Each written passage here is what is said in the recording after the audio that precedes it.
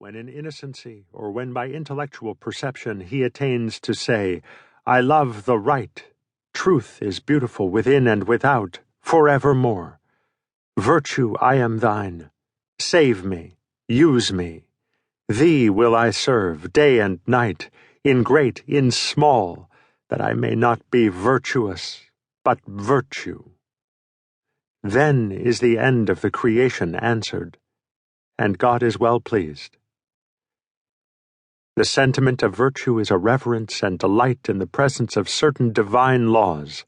It perceives that this homely game of life we play covers under what seem foolish details, principles that astonish. The child, amidst his baubles, is learning the action of light, motion, gravity, muscular force, and in the game of human life, love, fear, justice, appetite, man and God interact. These laws refuse to be adequately stated. They will not be written out on paper or spoken by the tongue. They elude our persevering thought. Yet we read them hourly in each other's faces, in each other's actions, in our own remorse. The moral traits which are all globed into every virtuous act and thought, in speech we must sever, and describe or suggest by painful enumeration of many particulars.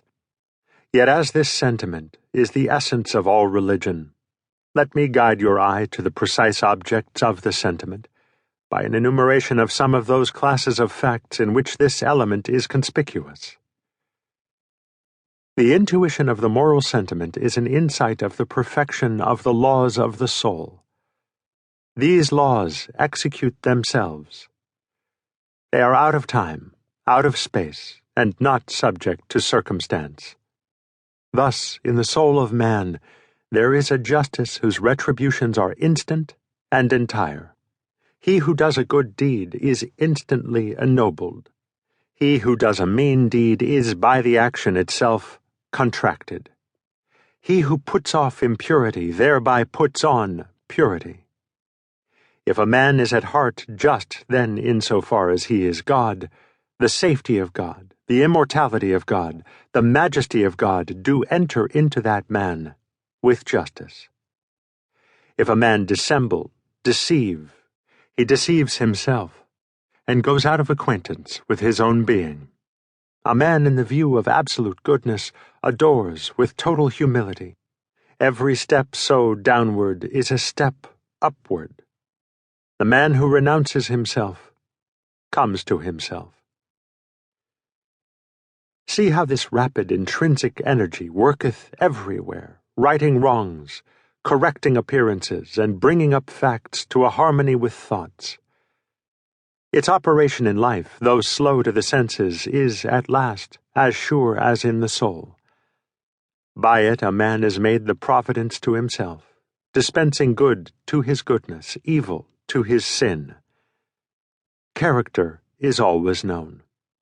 Thefts never enrich, alms never impoverish, murder will speak out of stone walls.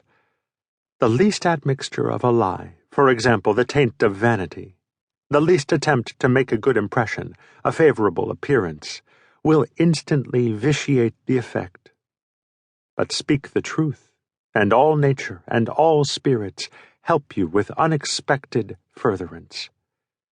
Speak the truth, and all things alive or brute are vouchers, and the very roots of the grass underground there do seem to stir and move to bear you witness. See again the perfection of the law as it applies itself to the affections, and becomes the law of society.